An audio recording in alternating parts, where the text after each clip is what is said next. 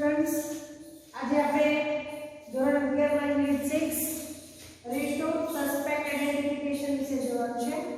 Last time આપણે read 1 માં એ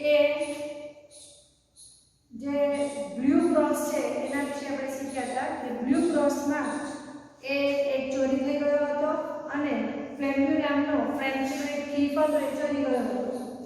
જેમાં વેલેન્ટાઇન નામના જે ફેમસ પર્શિયન ડિટેક્ટિવ હતા, he is a very able, he has a extraordinary ability, એમની પાસે extraordinary ability હતી જેને કારણે એ ફ્લેમ્યુને પોતે પકડી શકે છે. તો અહીંયા આ જે સસ્પેક્ટ આઇડેન્ટિફિકેશન છે એમાં પણ એ જ વસ્તુ કંઈક જોવા મળે છે. સસ્પેક્ટ મીન્સ શંકાસ્પદ, આઇડેન્ટિફિકેશન એટલે કે એની ઓળખાણ. તો જે શંકાસ્પદ વ્યક્તિ છે એની ઓળખાણ કેવી રીતે તમે કરી શકો?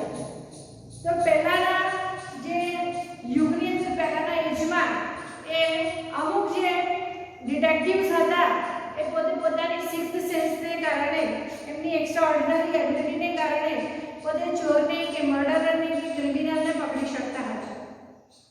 અત્યારે પણ હવે લેટેસ્ટ જમાનો છે ટેકનોલોજીનો. તો there are so many different technologies to identify the suspect identification. તો સસ્પેક્ટ ને આઇડેન્ટિફિકેશન ને ઓળખવા માટેની ઘણી બધી ટેકનિક છે અત્યારે નીકળી છે. અને એમાં જે લેટેસ્ટ ટેકનોલોજી છે એને કારણે એ વિધાઉટ એની અનટ્રસ્ટ, કોઈ પણ એની અંદર શંકા રાખ્યા સિવાય suspect we can identify the suspect. તો જે સસ્પેક્ટ છે એને આઇડેન્ટિફાઈ કરી શકીએ છીએ. અહીંયા આપણે એક વિશિષ્ટ ટેકનોલોજીને જોવાની છે જે આપણે જાણીએ તો છીએ, but what is it actually, એ ખરેખર શું છે એના વિશે આ રીડની અંદર આપણે જોઈશું. Whether you watch detective serial in TV, તમે ડિટેક્ટિવ સિરિયલ ટીવી ની અંદર જોતા હશો. ડિટેક્ટિવ એટલે સસ્પેન્સ સિરિયલ આપણે જોઈએ છે. ફોર એક્ઝામ્પલ સીઆઈડી છે, ક્રાઇમ પેટ્રોલ છે, સાવધાન ઇન્ડિયા છે. તો આવી બધી જે સિરિયલ્સ છે એ આપણે જોતા હોઈએ છીએ. You must have seen DNA sample being matched. તો તમે ચોક્કસ એમાં જોયું જ હશે કે DNA ના સેમ્પલ છે એને મેચ કરવામાં આવતા હોય છે. તો અહીંયા આપણે જે શીખવાનું છે શેના વિશે શીખવાનું છે? DNA વિશે. What is a DNA? What is DNA technique એ આપણે શીખવાની છે. What is the DNA analysis? Analysis means પૃથ્થકરણ. તો DNA નું પૃથ્થકરણ એટલે શું? એનાલિસિસ એટલે શું? And why do even TV shows find it interesting and effective to use? આ જે ટીવી શો વાળા છે, મૂવીઝ વાળા છે, સિરિયલ્સ વાળા છે, એ આ DNA નો ઉપયોગ શા માટે વધારે કરે છે? શા માટે એને ઇન્ટરેસ્ટિંગ અને ઇફેક્ટિવ છે એનો યુઝ કરતા જોવા મળે છે? એ આપણને પ્રશ્ન કરે છે. તો એનો આન્સર પણ પોતે જ આપે છે. Frictional characters like father brown, Sherlock Holmes and Bankes Bakshi have become legendary for their skills in identifying criminals without any technology. Frictional નો અર્થ શું થાય? તો કાલ્પનિક. તો ફ્રિક્શનલ એવા જે કેરેક્ટર્સ છે, જેમ કે આપણે કહી શકીએ કે અકબર બિરબલ, આપણે જોયા નથી એ લોકોને, રાઈટ? એવી જ રીતે મુલ્લા નઝરુદ્દીન, એ આપણે જોયા નથી. લાઈક ધીસ હિયર ઓલ્સો અમુક જે તમારી જે નોવેલ્સ હોય, અમુક જે બુક્સ હોય એની અંદર આવા પ્રકારના કેરેક્ટર્સ આપણને મૂકેલા હશે, ફ્રિક્શનલ કેરેક્ટર્સ. જેમ કે ફાધર બ્રાઉન. ફાધર બ્રાઉન વિશે આપણે આના આગળના રીડ 1 ની અંદર જ શીખ્યા હતા કે જે પોતે પ્રિસ્ટ હતા અને જે પોતે કહે છે કે બધા લોકો મારી પાસે કન્ફેશન કરતા, એટલે મને બધી ટેકનિક ખબર છે કે કેવી રીતે ચોર શું કરી શકે છે. તો ફાધર બ્રાઉન જેવા વ્યક્તિ છે. બીજા છે શર્લોક હોમ્સ અને બાન્કેશ બક્ષી. આ દરેક અમુક આવા જે વ્યક્તિઓ હતા, લેજેન્ડરી, વેરી ફેમસ, એ પોતે બનેલા હતા. કઈ બાબતે ફેમસ બન્યા હતા? તો skill in identifying criminals without any technology. એ એ લોકોને ટેકનોલોજીની જરૂર પડતી નથી.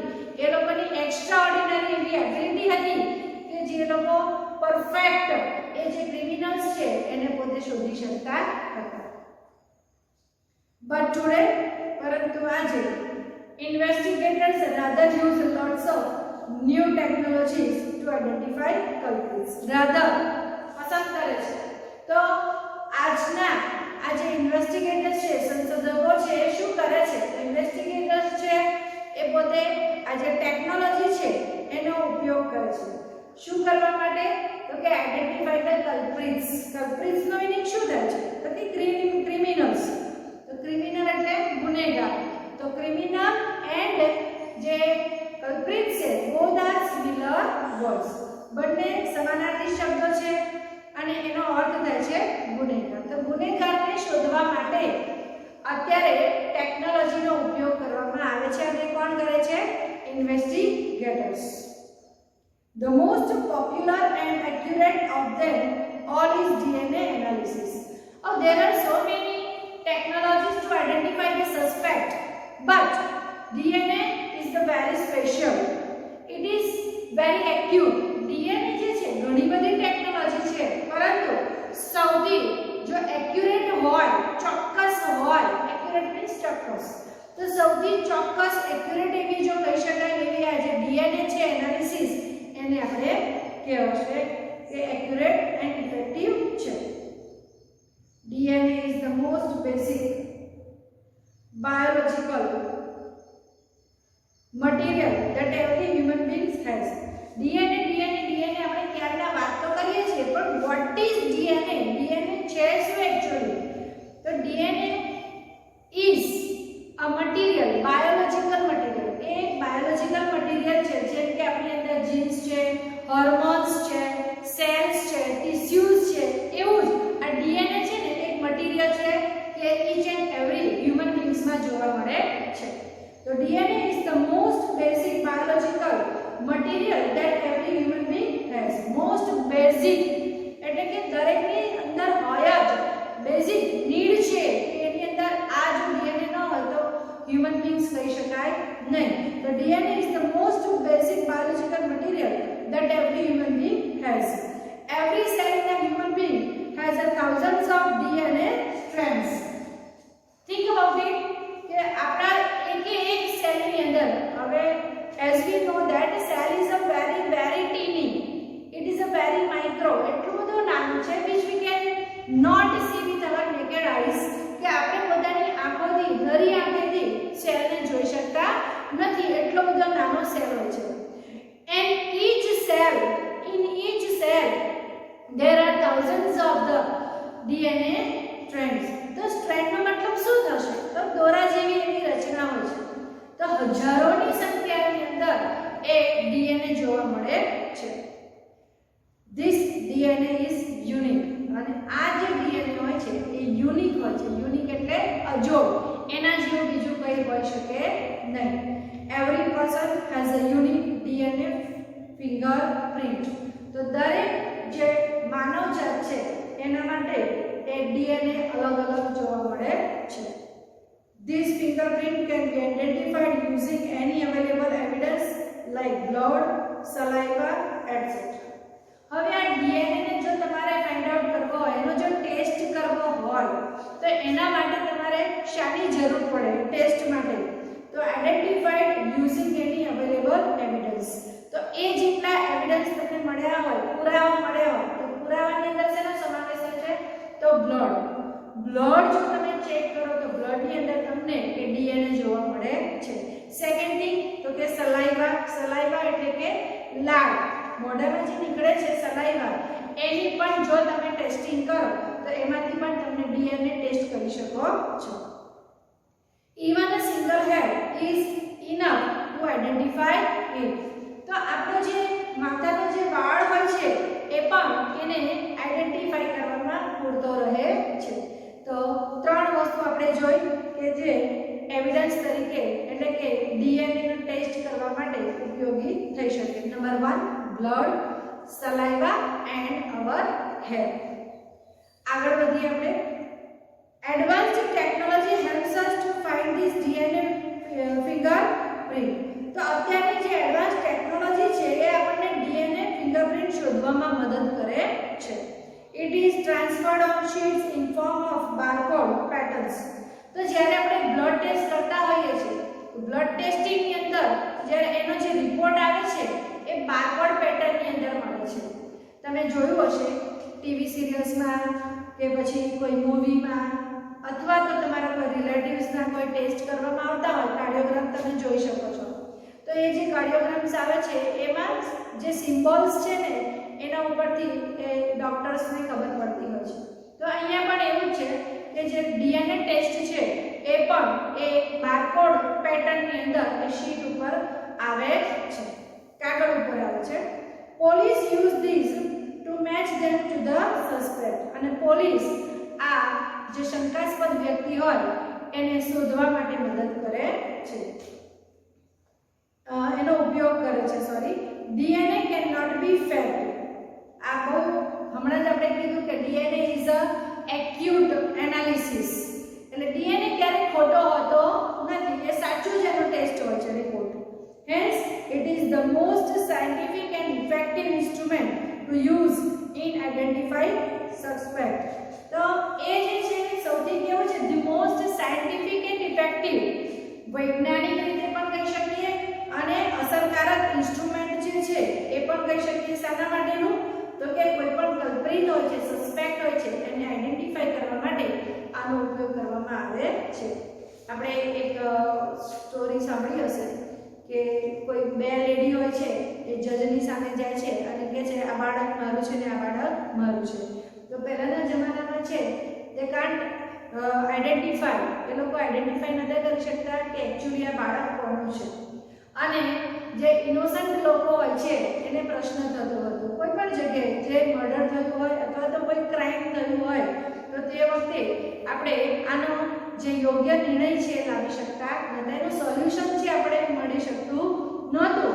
But nowadays with the use of the technology, આજે ટેકનોલોજીનો ઉપયોગ કરીને આપણે આઈડેન્ટિફાઈ કરી શકીએ કે actually with the use of the DNA test કરવાથી આપણે જાણી શકીએ કે ઓરિજિનલ એ માતા કોણ છે. તો પ્રેઝન્ટમાં જો કોઈ આવો પ્રશ્ન થાય તો આ ડીએનએ ટેસ્ટથી આપણે જાણી શકાય છે એનો ઓરિજિનલ ફાધર કોણ છે એ પણ આપણે આ ડીએનએથી ટેસ્ટ કરી શકીએ છીએ, જાણી શકીએ છીએ.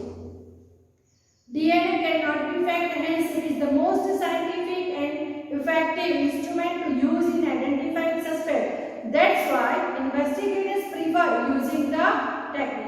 અને તેથી જે ઇન્વેસ્ટિગેટર છે એ આ ટેકનિકનો ઉપયોગ કરવાનો પસંદ કરે છે. શા માટે?